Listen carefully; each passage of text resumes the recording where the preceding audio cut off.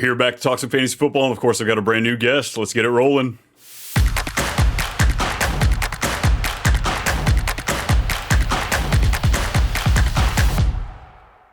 Yo, what's up, everybody? Welcome back to Too Much Fantasy Football, and today I've got a special treat for you. Today, I've got a brand new guest joining us. He is the founder of In Between Media. He's the host and writer for Betting Pros, a 4-time fantasy sports writing association.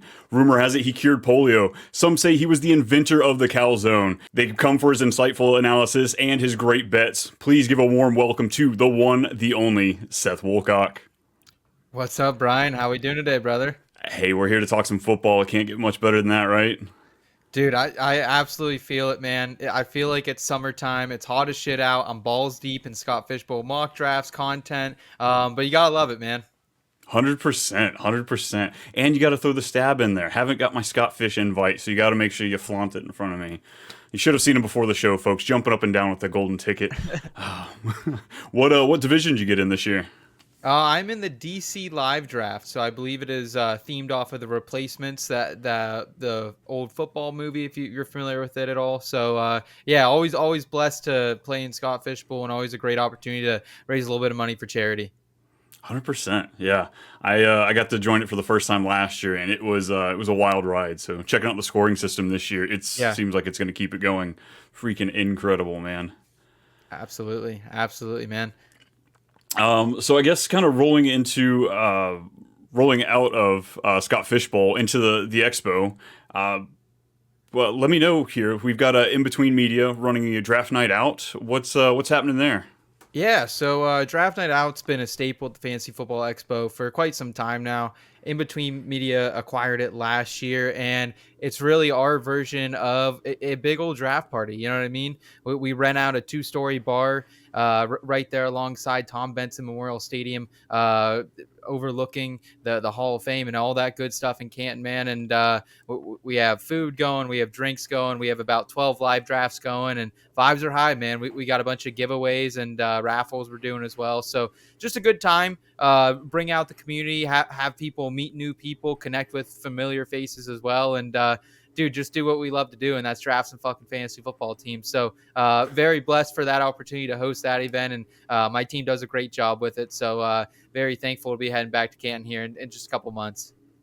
Hell yeah. In a day and age where I feel like it's almost impossible to do live drafts, I look forward to the Expo just to give me that, to give me at least one live draft a season. This will be my 3rd time going to the Expo and my 1st time doing draft night out. And man, I can't tell you, I was upset I missed out on the sign up last year. So it was definitely one of the first things I had to do when I got my ticket this year. Hell yeah, man. No, a lot of people look forward to it, and like, who doesn't, man? Like, we just did a live draft for my home league, like, for the first time on boards in really ever, and we're talking about maybe not being able to do it this year, just conflicting schedules, and I'm just the person in the chat every fucking day. Hey, so are we doing this August 17th? Line it up, because dude, there's nothing better than live drafting, whether that's with a familiar league or a new group of faces as well. So appreciate the plug, and yeah, we still have tickets out there, but they are going fast, so make sure you get in to Draft Night Out, or you don't want to be like Brian, no Scott Fishbowl invite, no Draft Night Out. So make sure you get into one of them. Cut me down, man. Cut me down. I get it. No, I'll be there. Draft night out. I'm going to be crushing. I'll be the one winning this year. Gotta stake my name in there somewhere. I love me a good win. So I'm excited. Is this how many years have you done gone to the Expo? I've been there every year since it's been back since COVID. So I believe 2021, 2, 3. So I believe this would probably be my 4th year out there. Nice. Yeah, this will year number 3, and I feel like I'm a pro this year. It's open container walking down downtown Canton. Like, what more do you need, folks? We're bouncing from bar to bar, going from hotel to hotel, and the topics, it's fantasy football with every conversation. Allegedly open container. Do not know that for a fact, but that is how we treat it. Allegedly. It is. I walked by Cops my first year there. The bartender, she told me it's open because she's like, "Yeah, you guys want to-go beers?" I'm like, "What do you to-go beers?" She goes, "Yeah, you got to put them in plastic cups, but you can have them downtown." Sure enough, double fisting, walk by the Cop at 10 a.m. and there officer, you want one? No, I love me some Canton. I got a buddy that lives in the area. He tells me don't go to certain parts of it, but they've shown me a good time every year, so I'm excited to go back. Yeah, it's like stepping into a fucking time machine when you go in Canton, man. And no place on earth like it. And excited to get there, and excited because like right then when we get there, it's fantasy football season's at its peak. Redrafts are going, so can't wait for it, man. 100%. Well, before we get into football, for the few people that don't know who you are, we've got to do a little intro here, a little soft opening. Make sure we Sure. build that chemistry here. And it's the hard hitting questions. It's the things that people want to know. But starting off, a hot dog, is it a sandwich? Which side of the fence you sit on? So everyone knows I love a good wiener, Brian. I love a good wiener, but a hot dog is not a sandwich unless you specifically make it a sandwich and you're like cutting the dogs flat, stacking them on each other, have some bread, maybe some coleslaw on it. I just classify a hot dog as a grilled variety item. Same with burgers, same with sausages. It's not a sandwich. I love sandwiches. It's not a sandwich. I love hot dogs. It's not a sandwich. Sorry. So you're saying it doesn't take away from the fact that the hot dog's great, and it's just because it's not a sandwich. Absolutely. Absolutely. Both are good in their own respects. I relish that. It's great. I got to be frank here. No, I told myself I wouldn't do too many hot dog jokes. Got to pull that back.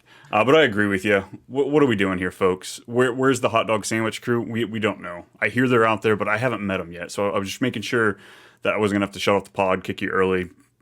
It's okay, folks. He's not a sandwich hot dog guy. We're good. We're good. Next question I got for you is when it comes to consuming your TV shows. What kind of fella are you? Do you binge them all at once, or are you like an episode by episode kind of person? I'm an episode by episode type of person for the most part. I usually only have enough time at my disposal to watch about one a night. But at the same time, like I want them there. Like I can't do the whole one a week thing anymore. I just recently rewatched Lost actually, Brian, and that show spans like 6 fucking years. Could you imagine the amount of bullshit episodes that come out, leave you on cliffhangers months at a time, and like I could not imagine doing that again. So I'm thankful I don't have too many shows that are like that where you're waiting week by week. Yeah, 100%. I remember that show's inception. Like, I was a little kid when it first started. I remember my parents Yeah. watching it. All of a sudden, I'm like almost finishing high school, and they're just now finishing the damn show. I'm like, what the hell? Like, could not keep up with it. I remember season 1 and the last season. Yep. Yeah, season by season. I can't do it anymore. I'm kind of like you. I don't mind chipping away 1, 2, 3 episodes, Sure. but I want to know that they're all there. If I want to Yeah. get lazy and sit Yeah. there for 8 episodes, I want to be able to do it. Sure. But I tried to hold back a little bit. Practice a little reservation there. Hey, makes sense, man. Makes sense totally. All right, and last one I've got for you. When it comes to your redraft leagues, do you have a favorite rule? I'm usually the one that's obsessed in my league, so I'm always trying to add in different facets, whether it be another roster spot, maybe turn us to super flex, turn it to a keeper league. Is there one that you're particularly like? It's your favorite rule to have in a league? So if it's going to be a decent redraft, you have to have some type of draft lottery or go off reverse standings from last year. Like do something fun. We always just do a draft lottery with the bingo balls. And I mean, it's almost a party in itself, the lottery. People have shown up and been arrested on the way to this, guilty as charged. Like, you know what I mean? Like the draft lottery is always a good time. It doesn't always go your way. In fact, my way, it never really goes my way. But got to have a good draft lottery system, even if you do reverse standings. Make it somewhat fun, and then also like do a punishment people that everyone's gonna follow through as well. Like I hate the punishments that no one's gonna do. Make it realistic. We in college, we for our keg league, someone would buy a keg at the end of the year, and then we would kind of do that every single year. And as we've gotten older, where we realized, we probably don't need a whole keg for 12 guys. I don't know if that's quite a responsible thing. So we've since switched to whoever loses has to buy the booze and the food for next year's draft. So have some type of rule, people. I'm not saying if you go sit in Mickey D's or IHOP for 24 hours, but definitely do something. Yeah, it's definitely hard with that follow through. My home league, we're across 3 different states now, so like getting together is a lot harder. I'm not gonna lie, we had a 3-year stand where the Sacco punishment was pending for 3 years because of COVID. So And that happens. Yeah. Yeah. we finally had to get it cashed in. My wife, but they got to pay the piper eventually. Oh yeah, absolutely. Absolutely. Awesome. Let's go ahead and dive into the actual football talk. We're several minutes into this, and I know you folks are loving it, but we came for fantasy football, so that's what we need to dive into here. And I've been doing projections, rankings, trying to get a good feel of, I guess, actually the opposite. Take my feels out of these players. Try to get actual, data in front of me. Sure. In the Kansas City wide receiver core, really just the pass catchers in general, I'm struggling here. Rashee Rice, I think, is my favorite just because of the ADP dip right now. But do you have a favorite right now out of those big three wide receivers there in Kansas City? It's still Rashee Rice for me, really. Honestly, like I think Kansas City players across the board this year have been a value in best ball formats. I have a lot of Pacheco shares. I have a lot of Patrick Mahomes and Travis Kelce as well. I think kind of how this shakes out, if we do see some type of suspension for Rashee Rice, I think Travis Kelce goes back to the de facto like 101 on this target leaderboard here on the team. And then I think we see Brown and Xavier Worthy both chip in and potentially have wide receiver 2 upside while Rice is out. But once Rice gets back, it does get convoluted. But I'm usually of the strategy, Brian, like give me the guy who's going last in drafts, and I think it's the guy with the most upside, Rashee Rice, who we just saw be a league winner last year. So I'll invest. He's doing good shit for the community now. Still needs to get the fuck out of Texas. Still needs to get back to Kansas City. But the guy's at least doing some good stuff in the community now. I think he's hopefully salvaging something. And the legal system and even the NFL investigations, they take a long time to process as well. So there's a chance we go into this year, maybe not, but that Rashee Rice plays all 17 games. So if I can get that at his current ADP, sign me up. I agree with you. Like, quite frankly, I don't know why Andy Reid hasn't gone down to Dallas himself and drug his ass down by his ear. Maybe grab some barbecue while he's down there. But like, like you said, get him the hell out of Texas. After I saw the second arrest happen there, I'm like, stupid is as stupid does. Like, that's just where you're at this point. But I don't know. I definitely bought into the Worthy hype right after the draft, or at least in best ball drafts, just because the price was still a little bit higher. It hadn't come down to where it is now.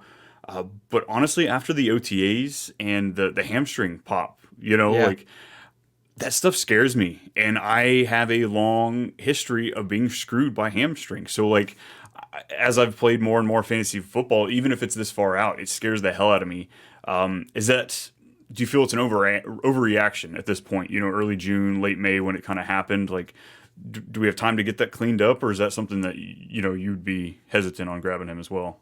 Definitely not an injury expert by any means, Brian, but I will tell you that these are legitimate concerns, especially with a speed guy like Xavier Worthy. So it does concern me a little bit. And wide receiver 36 right now, so you are right that ADP has come back down a little bit since the post-hype of the NFL draft. But that's still, pretty high, man, when you're looking like he has to hit at that point. You have to get your value back. And I like to really take like shots at rookie wide receivers in that wide receiver 40 plus range. I think that's where you get a lot of fair value over the years. And obviously it's best ball, so prices are going to be inflated there, and they've gotten more inflated as the years have progressed and people have seen what rookies can fucking do. But yeah, it's tough for me, man.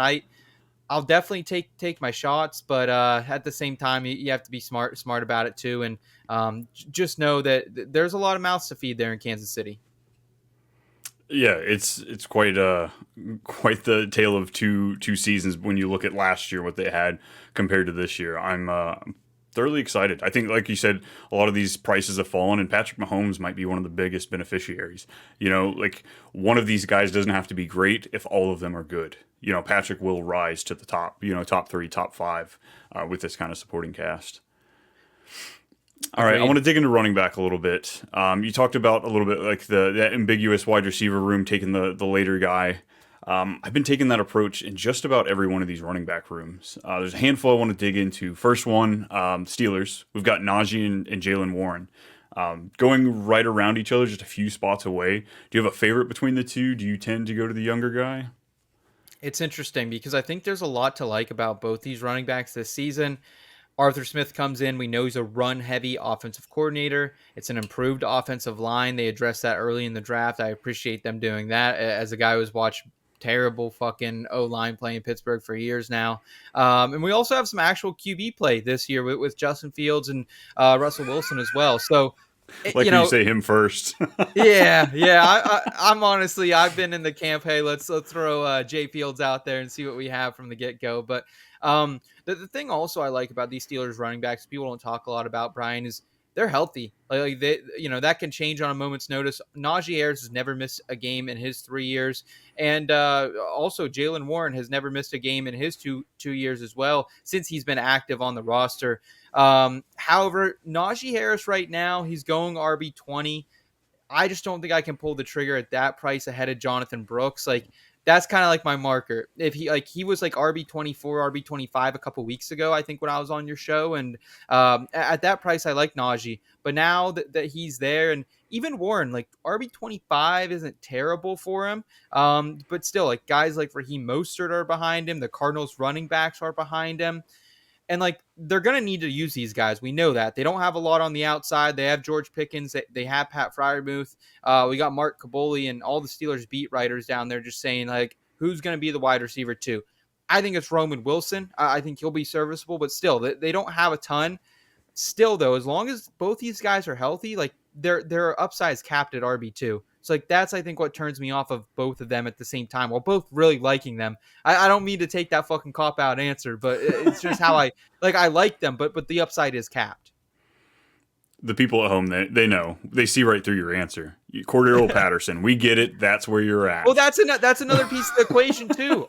He's back with Arthur Smith, and Arthur Smith likes to do some bullshit, and Connor Hayward's there too, and I wouldn't be surprised if they line Connor Hayward up at H-back at some point, and he'll get a goal line rusher too, just because like that's the shit Arthur Smith likes to do, man.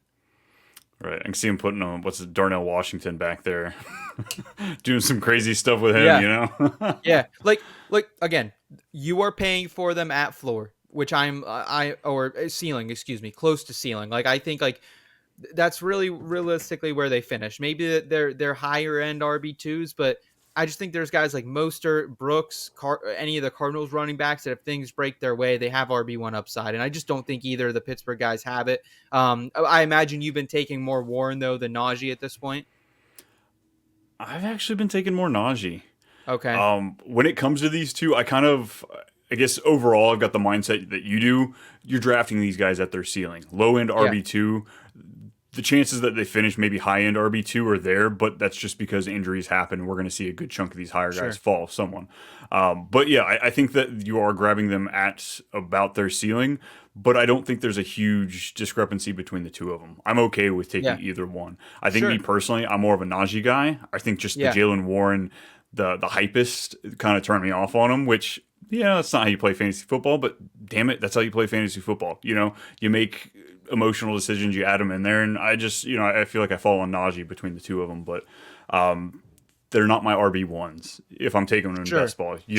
I always making sure they're stacking them as that second one. I don't want them to be the first one on that zero RB approach. Agreed. Absolutely. Next backfield I want to get to, I fell on a different side of this one than I thought I was going to. So I want to go to Cincinnati, and I want to talk about Chase Brown and Zach Moss. Where are you sitting on that split? Do you have a favorite between those two? Again, I don't mean to be cliche, but give me the guy that's going 30 picks later, man. Like a couple years ago, and I will disclaimer, coming out of college, I was a huge Chase Brown guy. When he was in Champaign a couple years ago, the guy got fucking fed. He almost put Illinois on their back and beat Michigan himself one October day. I remember I was standing around the fire, getting a little buzz on some Busch Lights with my dad. I said, this is crazy if we watch this upset happen. And also, Brown showed a little bit of pop last year. He averaged 0.91 fantasy points per touch. That's 12th best. So he was efficient with what he got. And I like Zach Moss, but again, I think he's kind of capped with his upside. He had a really nice run for the Colts last year. He surprised everyone, including myself. I had so much Evan Hall last year. I had a lot of JT as well. And I had no Zach Moss, so I was kind of left in limbo on a couple teams for weeks without the guy. But as soon as JT came back, his efficiency, Moss did, just dropped off a fucking cliff. So I just don't know if I can trust that. So give me the guy who's going RB36 or later in Chase, and I'll run with it all day. So that's why I had to put this one in out of the groups of RBs we're going to talk about, because unfortunately, I'm a glutton for punishment here. I can't get it right. I go for Moss every time. I've taken Why? very little. It's so expensive. It's like RB26. That's above Mostert. No way. It No way. is. I know. I I don't mean, know. Something about Chase Brown. Like, granted, I loved the plays that we saw, the explosiveness we got from him last year, but I don't know. Zach Moss, it's that 2-year, $8 million con. I don't know what it is. Like, he's not getting paid a whole lot, you know? Mike Davis got the same fucking contract from the Falcons 3 Exactly. years ago too. And remember, everyone went to Mike Davis and he busted like a mother. I think that's what you're looking like. We always see it. Like there's a 1-year pop for a running back. He gets a little bit of money. I mean, we could be wrong because Zach Moss, I liked him coming out of college as well. I think he was an Iowa State guy, if I'm correct on that, and comes in the league and has like an okay start with the Bills and then just goes downhill, gets traded, and then we see him pop last year. So I just can't. I'm out on one-hit wonders. Like, you know what I mean? They're usually who get you in trouble, Brian. Devil's advocate, though, who's been good running the ball in Buffalo since Shady McCoy? You know, maybe Buffalo just doesn't know how to use him. Yeah, I mean, Devin Singletary wasn't bad, though. Devin Singletary had a bunch of damn it. 800-yard seasons, and, you know, James Cook finally, once they switched coordinators last year, was good. But you might be right. Like the coaching staff and the offensive philosophy prior to that switch last year definitely did him no favors. Yeah, it's one of those, when you bet in this part, you know, this dead zone of the running backs, you know, it's usually go for the later one, go for the younger guy. But I can't do it here. I don't know why. I threw it. I can't figure it out. If you can make a good fucking argument for me to take Zach Moss, I would consider it. I haven't heard. No one's thrown one out all off season for me to go after him. So until I hear it, I just can't. I can't. Oh man, it's gotta be the workload, because I don't see Chase Brown taking over 50%. You know, 60-40 is a lot closer to what I see. You know, he'll get the early stuff for sure, and probably the first crack at the goal line role. Zach Moss. I think that's the argument for him, is that he's going to get first and second downs probably early in the season until they realize that Brown's a better running back, and then I think he'll also get the first crack inside the 20. So like you're banking on opportunity for a high volume offense. So I get it. I understand the play. I'm still going to take him. You didn't change okay. it. No. That's okay. That's okay. I hope to have it figured out by the time we get to into August. But right now, I'm just stuck on Moss for some reason. Maybe it's the Colts. Maybe I'm stuck on that. I don't know. Let's go to Minnesota. Again, this one seems... is it easy? I don't know. I feel like it should be, but we've got Aaron Jones came to town. He got cut by Green Bay, picked up in free agency. And then Ty Chandler, fast back, showed some bright sides last year.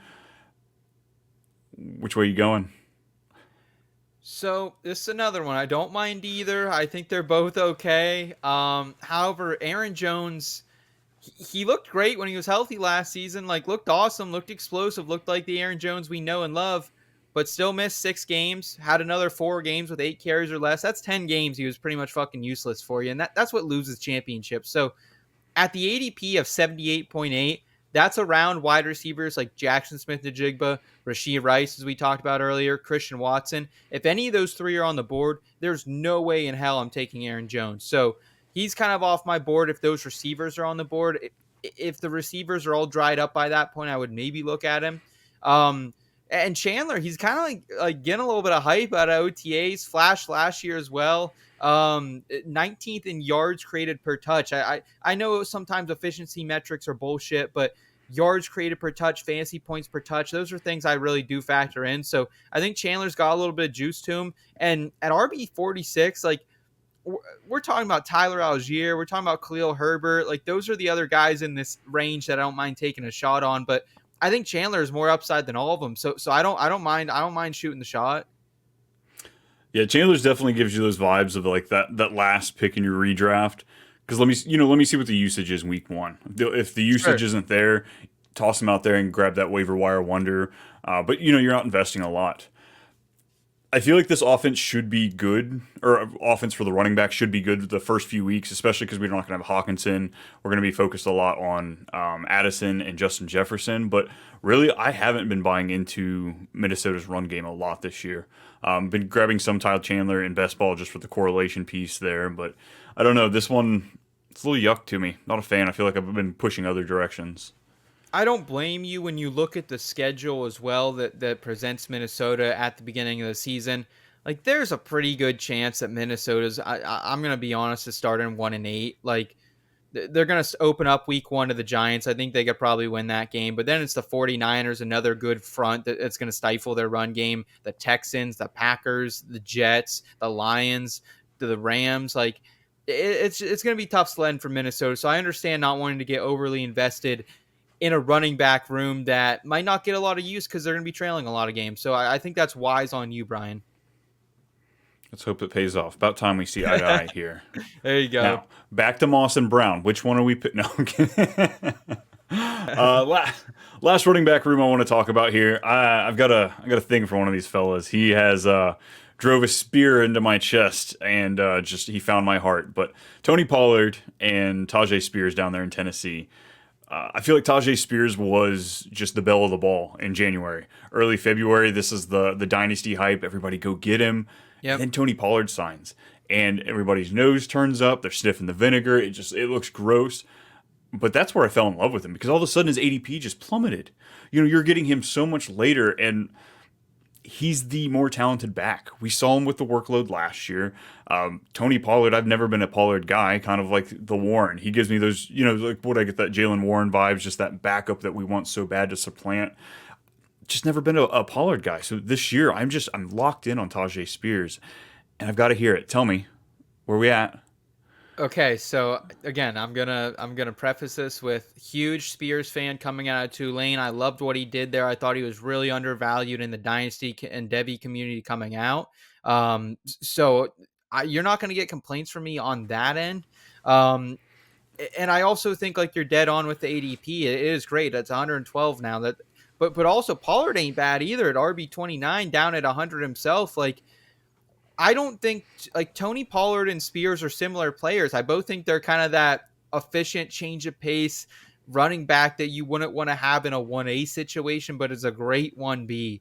And I think that's how I kind of see it operating here. I think a lot like Moss and Brown that we'll see the early down work, at least at the beginning of the season, go to Pollard. However, I think Tajay is talented enough that he can probably fight for about 50% of that workload, especially in the passing game. I mean, he was taking nearly 50% of snaps or more away from Derrick Henry last year. So that says something as a rookie. It is a new coaching staff. They did want Tony Pollard, though. So it's kind of muddy waters for me there. I'll say I don't mind either, though, at ADP. I'll be honest. Like, I would rather prefer to wait for Spears, I think. But they've gotten so close now. Like, I'll take a shot. I'll take a shot. You a believer in this offense? Do you think Will Levis has enough around him where they can be a middling offense? Listen, I love fucking Brian Callahan and Jim Callahan as much as everyone else. And I've kind of been a Will Levis supporter. I would say, like, I ride the line. Yeah, as you know, I teeter a lot of fucking lines here. Where's the butt? Where's the butt? Yeah, I'm sniffing it. I'm sniffing it for sure. I think they'll be mid. I think there's a 6-11 team. I have no action on the NFL futures betting market with them right now. I really don't have a ton of exposure. I'm taking D-Hop late just because he's going so late in drafts right now. I've been taking my shot on him. And sometimes I'll circle back and try to grab a Levis stack. And a lot of times Spears ends up in that stack as well. So I have a little bit of exposure through those three players, but I wouldn't necessarily call me a believer, but I'm not a doubter. I mean, I love what they're doing with the offensive line. I think Jim Callahan, he's going to get him in shape as well. So yeah, I don't hate him by any means. I'm excited for the outlook. I think they have a better chance of being not in the bottom 8, you know, somewhere in that like top 24, top 20 teams as far as offense. I think 20 to 24 is like perfect. I think that's, yeah, I don't think they'll be the bottom feeders dog shit of the league that you can barely roster their players, but I don't think they'll be necessarily, you know, crazy either. So, you know, the division's getting better. I think that's the one interesting thing is that AFC South, man, all of a sudden you look around, there's some fucking dogs in this fight. The Jags look legit. Texans, again, are going to hopefully have a great season. And AR and the Colts, man, they're on the upswing as well. So very interesting to see how these new clashing cultures collide here this season. I'm with you on the AR stuff, man. Not a homer. Not a homer. You know, just... Yeah. 100% there. Speaking of new offenses, I've been all over Drake London. I'm trying to pull back my hype because I feel like my exposure can only go up as we get into the season. I think we're going to see Drake London drop a little bit once more of the casuals come in. Are you a believer in this Atlanta offense, though? Do you think Kirk Cousins can bring them up to an elite tier? I think elite's gonna like what do you consider elite? Top 5, top 6 Top offense? 6, yeah. I think they're somewhere in the 8 to 12 range. Again, not to have a very mid outlook on it. I think the hype is real. I think Kirk Cousins is a legitimate quarterback. I think these offensive pieces have always had the fucking talent from day one. It's just risky when you're getting into bed with a poverty fucking franchise like the Atlanta Falcons, especially like I trust Raheem Morris. I trust Zach Robinson. I trust Kirk Disler.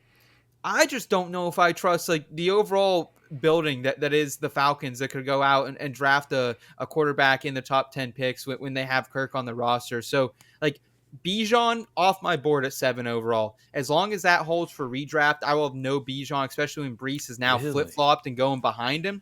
I'm a Brees guy. And if I can get Brees or even like right in that range, like an Amon-Ra, I'll do it. I'm not touching Bijan. It's too risky there. And listen, the Drake London ADP. I mean, talk about a stock you should have bought when it was cheap. Because there was a time a couple months ago. I mean, Drake London, and before this news even, but you know, you're taking a 4th, 5th round pick, and Drake London, he gets signed, he starts moving up to the early 3rd, mid 2nd round. I mean, now he's at the turn, and can you pay that at the turn?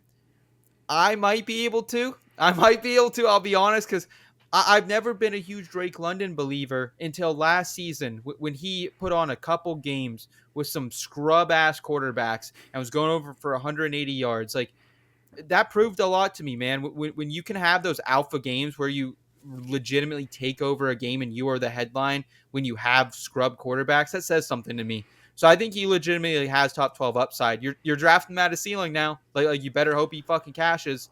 And it's a poverty-ass franchise. So you got to look yourself in the mirror. You got to throw your nutsack on the table and say, how ballsy do I feel today? And if you're feeling ballsy heading into your redraft, take Drake London. Swing that hammer. Hope you don't smash them. That's the crazy thing is like my outlook on the Falcons was like, you know what? Maybe they have it figured out. They take Kyle Pitts, they take Bijan, they take Drake London. Some great first round draft picks. We think we hit them all. And then, like you say, they take Michael Penix, and I'm like, what the fuck? What? Like, damn it. Like, I try to give you guys the benefit of the doubt, and who knows? Maybe in 2 years we'll see it's the best move, and they hit again on the position. But the guy's pushing for my age. He turns 30 next month. Is that what it is? No, I hope Penix is good, but I hope that Kirk is even better this year. I am absolutely sold on Atlanta this year, and it's that strategy of, okay, if I'm going to take Drake London, I better make sure I probably don't take him as my first wide receiver. Taking a running back first and then taking him as that second pick would be it's ballsy, that's for sure. Yeah, you're banking a lot for sure, but I mean, elite quarterbacks. I don't know if you would consider Kirk elite, but above average quarterbacks know how to get the most out of their wide receivers. We've seen it with Kirk Cousins time and time again, whether it was Thielen or Diggs, or whether it was just last year Jefferson and TJ Hawkinson and the boys. So yeah, I don't mind the shot at all. I'd rather take him, like him and Kirk are on my board. Even Kyle Pitts though is too rich for my liking. 61 overall, dude. I mean, you can get Evan Engram rounds later. You can get He's just not sexy. I don't Ingram's care. just not sexy. I don't care. He was like a top 5 scorer in Scott Fishbowl points last year. The guy was on. Nobody knows it. Evan Engram was on a fucking tear last year. The guy was legitimately setting NFL records, and nobody gave a shit all year. Evan Engram is a dog, man. And like, people don't want to talk about him because he isn't sexy, because he's had a couple down years, but he's on the same trajectory that Kyle Pitts was. Hype rookie year. Had 2 or 3 down years in a row. He was a bust. And now he's living the Viva Loca. And now you just want to take the shot on Kyle Pitts 3 rounds earlier, hoping he can be what Evan Engram already is. Sorry about it. No, I'm right there with you. I've been on Evan Engram the last several years, and I think that's kind of what it is. Like, I'm ready to go to that next tight end. Let me go grab that next, diamond in the rough, the one that you're getting so much later. I guess my big thing is I've kind of done the research last summer. I did a lot of digging into quarterbacks holding up multiple top 12 wide receivers. And granted, I'm not saying Mooney's going to be that second one, but there's a world where we see Kyle Pitts and Drake London both be Oh, elite sure. in this offense. So Oh, yes.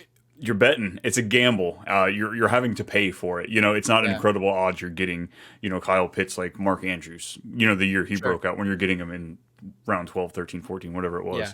was. But it's yeah, like I said, it's a sexy one. He's not Mhm. putting on his sweatpants and his long socks. He's out there just barely wearing anything, and you want it. Or I do anyway. Alrighty, before we get out of here, I've got to talk about this round. This round is gross in best ball. And I know we're not on too much best ball, but I can't stop talking about it because it's the summer of best ball. We've got a weird round. We've got Xavier Worthy. We've got Rashad White, Calvin Ridley, Joe Mixon, Kyle Pitts, Chris Godwin, Kenneth Walker, Rome Odunze, George Kittle, Jordan Addison, Lad McConkey, Keon Coleman, Brian Thomas, and DeAndre Hopkins. It's a spot in the draft that I cannot figure what the hell to do right now. And it's a lot of rookie wide receivers, a couple second-year players. Do you have a few guys that are really like shining, a location you're leaning with this group of players? Did you throw Kenneth Walker in that group? He's in that group. I might not have Okay. said it, Okay. but he's in that group. We'll throw the graphic up right Yeah. Yeah, here. Kenneth Walker is probably the one that I would circle in this group, to be straight up honest with you. This is kind of a meh group. Whenever I get to it in my best ball drafts, Brian, I really kind of do like, God damn, like it's kind of a look yourself in the mirror. I don't mind Rashad White. I don't think they have a ton of talent there to really offset him. I do like. I mean, Bucky Irvin's fucking hype video was sweet. I have to be honest. That did raise his ADP a little bit. Joe Mixon fine as well. I think Mixon is great in that range. I like him in that Houston backfield. But Kenneth Walker, I think, is the guy just continuing to be like doubted. It wasn't that long ago that K-Dub 3 was coming in the league and he was like on the same level as Brees, not Brees tier, but very, very close. And the guy hasn't disappointed. I mean, 9 touchdowns as a rookie, 9 touchdowns last season. Does have a knack for running hard, getting banged up a little bit. But I really like this Ryan Grubb led offense. I think he's going to air it out. I think we can see more Kenneth Walker through the air as well. And we've just never seen it through, whether it was him at Wake or when he transferred to Michigan State or really here in the league. Like, he always maxes out around 30 receptions. Well, can Ryan Grubb bring 35, 40? If he can, he's like a borderline RB1 and you're getting him all the way down at 66. So that's the one name I have circled because I'm not paying for Lad. I don't know if you said Keon Coleman. I'm not paying for him at his price unless I'm going for the stack with Josh. So, and same with Kittle. I just can't pay that price. I am not a Kittle guy at all. But I've been playing the Yeah. Brandon Aiyuk rumors, at least. Yeah. If him or Yeah. Debo's out of there, I think Kittle's ADP will skyrocket, jump up at least a round and a half by the time we get to the end of into the Sure. summer. Sure. So I have been flirting with that because it makes some pretty decent stacks. Sure. I've been getting a lot of the early picks, like that 1, 2, 1, 3, 1, 4 to 5, right when Amon-Ra is going. Then you can usually come back with a San Francisco wide receiver in the second round. So Yeah. George Kittle has been jumping on a lot of my teams, but I try to avoid tight end here. If I don't take an elite one early on, I'm waiting till the very end. So I'm thrown for a loop here. Chris Godwin was kind of a high exposure guy for me in this area a little bit. I But agree. I struggle with these young wide receivers. The hype is pushing them up to the point where they're not a discount like we've seen in years past. I mean, we just see it every year. We see a couple wide receivers getting a little too overhyped. We saw it a couple years ago. Treylon Burks was kind of going right in this range.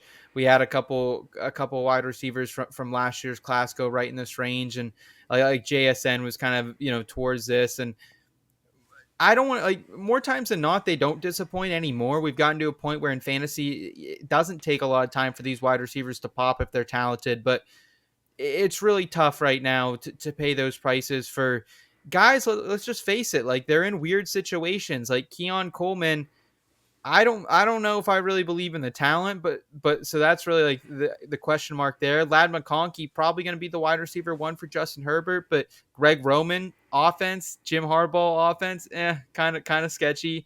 Roma Dunze, wide receiver 3 for a rookie quarterback. Like it's all sketchy. So I totally get where you're at, because this is the round when it comes up. I'm just like, yeah, I wish I could almost just like trade out of this round, trade back, and just take Rashid Rice and JSN. Like those are the guys that I think they're the diamonds in the rough. I feel like an asshole at that point because I'm like, I feel like the guy that thinks he's smarter than everybody else playing best ball, and I end up scrolling past this round. Like, because like you said, there are some great pieces just past this. JSN, Deontay Johnson, Rashid Rice. There's a lot of wide receivers I like just past it, but it's so early in the draft that you should not be scrolling that far unless you're on the turn. When I'm on the turn and I land here, it's perfect because I feel guilt free about reaching. But Yeah. yeah, I sit there and scream. I'm like, who will trade with me? Where's the message board? You know? Yeah, it's just like this is the point in the draft where I don't mind if I want a high end RB2, if I haven't taken one, or if I'm going 0 RB at this point, and I just want to plant my flag in a Walker or a Mixon. This is about the time in the draft where I will, and I'll say fuck wide receiver for a round or two and come back. Like I'll look at tight end, and like I said, I'm not super high on Kittle, but Kittle has I have a little more exposure to Kittle than I'd necessarily like, just because I get put in that standpoint where I already have a Debo or a Brandon, and it's like I need a little bit of the 49ers action there. So yeah, I totally get it, man. This is a really, really weird round, and I think that's why it's like not a bad idea to look at these other positions, whether that be quarterback, running back, or tight end. So you brought up Brandon Aiyuk, so I'm going to jump all over it. I love the speculation game. Does he get moved before the trade deadline? No. I think San Francisco wants to win a Super Bowl, man, and to do that, like, don't get me wrong, I have a shit ton of Ricky Pearsall on a lot of dynasty squads right now, and I've been taking him as if I think Brandon Aiyuk might not be there one day, or Debo might not be there one day. But as of now, like, if they want to win a Super Bowl, which that's really their intentions here, they got to keep him on the roster, and they're going to push their chips into the middle, even if that means losing him next year for next to nothing. Yeah, that's what I figured too.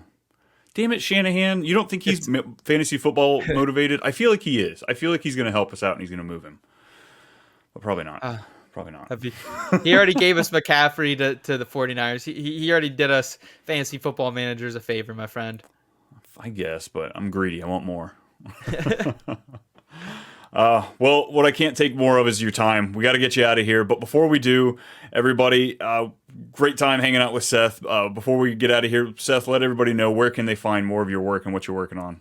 Yeah, sure. If you guys are here on YouTube, easiest way to support me is head over to the In Between Media YouTube channel at IBT_media. We have fantasy football, NFL betting content. We also dabble in the sports of the PGA and NASCAR variety. We also have lifestyle and entertainment content over there as well. So we really try to be a refreshing and feel-good take on fantasy sports and sports betting. You can also catch me over on the Betting Pros YouTube channel as well, kicking it with Joey P, Pat Fitzmaurice, and the boys. So make sure you're subscribing over there. This week we got a little NBA draft betting show happening, and then next week we're going to be getting some UFC and NASCAR. So just some tentpole events, getting us through the non-football season. So yeah, make sure you're checking me over there at Betting Pros and In Between Media. All of it wraps into my personal Twitter at between_SethFF. You know, winter gets so much flack for being seasonal depression. Summer's got seasonal depression too. July sucks dick. All right. There is nothing going on in July. There's no football. There's no basketball. It's miserable. And I don't like racing. Gotta come over to the NASCAR side, my friend. It's so long. If we could do like 10 laps, fuck it, I'm in. But like, oh, there's so many laps and they never go right. I have a problem with that. Hey, we went right 2 weeks ago at Sonoma, and then 2 weeks from now, Brian, Chicago street race. I think that's one for a casual fan. If you haven't checked out NASCAR yet, we're going to Chicago. There's a guy from Australia who races in these races. It was his first NASCAR race last year, and he won it. So yeah, look out for some Chicago street action coming here soon, Brian. I think it'll boost up your July a little bit. All right, if I can bet on it, I'm down because Joey Chestnut's not in the hot dog eating contest, and my heart's broken. Yeah. For real, absolutely. Damn it. If you are looking for more of my content, I am here on Too Much Fantasy Football, Too Much Best Ball on the Fantasy Football Advice Network. Everybody knows to make sure we're subscribing, we're liking, we're doing all that stuff. I said it's over with. My bad. But yeah, looking for non-football stuff, come check out Too Much Shenanigans, Too Much Movie Night here on the YouTube, the podcast, and all that. But until next time, we'll catch y'all later. Seth, thanks again for being here. Thank you, man.